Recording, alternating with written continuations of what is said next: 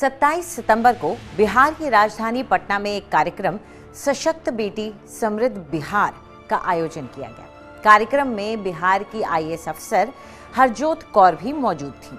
हरजोत महिला विकास निगम की अध्यक्ष हैं।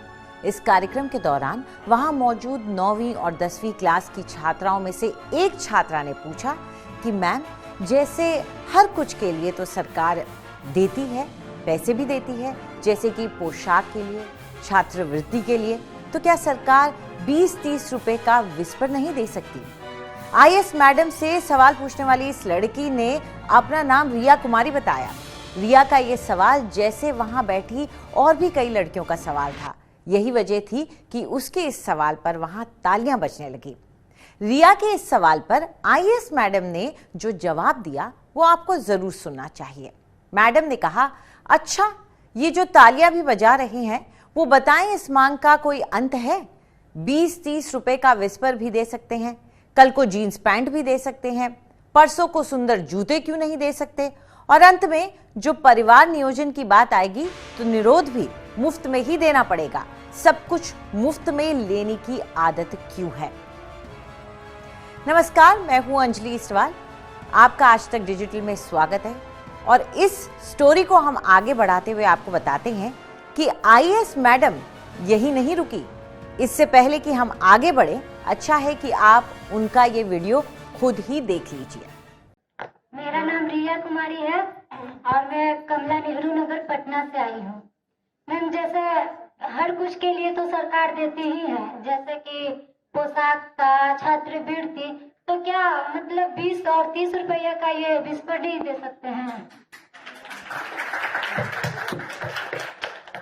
अच्छा, ये जो तालियां भी बजा रहे हैं, इस मांग का कोई अंत है?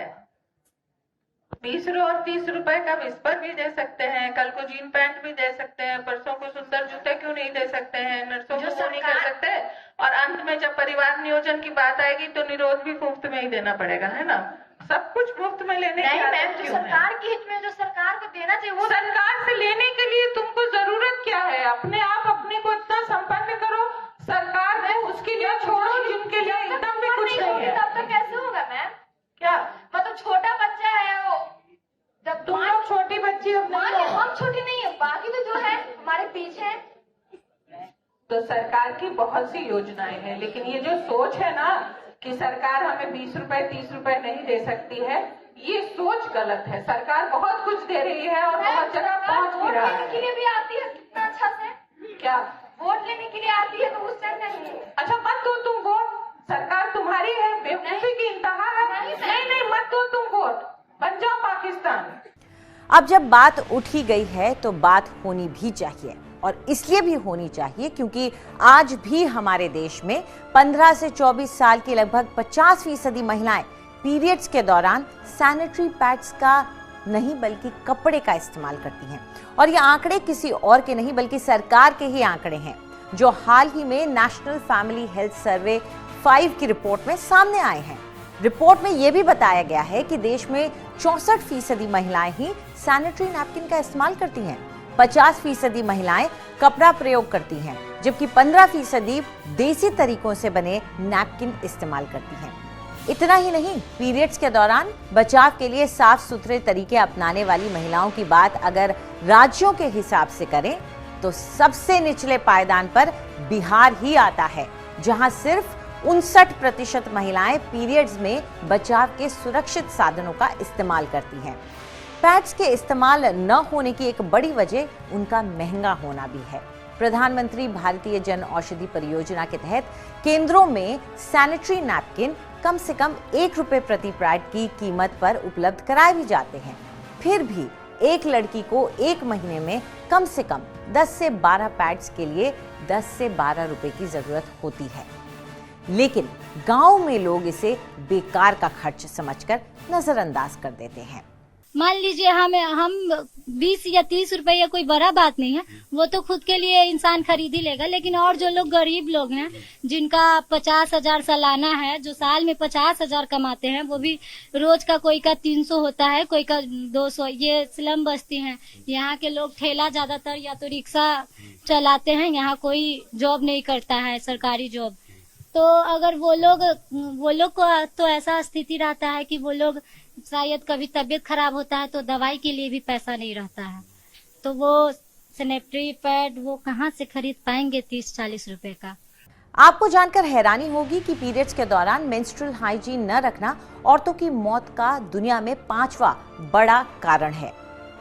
एनजीओ डासरा की एक रिपोर्ट के मुताबिक भारत में हर साल लगभग 2 करोड़ 30 लाख लड़कियां पीरियड्स आने पर स्कूल जाना बंद कर देती हैं, क्योंकि या तो उनके पास बचाव से सुरक्षित साधनों की कमी है या फिर स्कूलों में टॉयलेट की व्यवस्था नहीं है।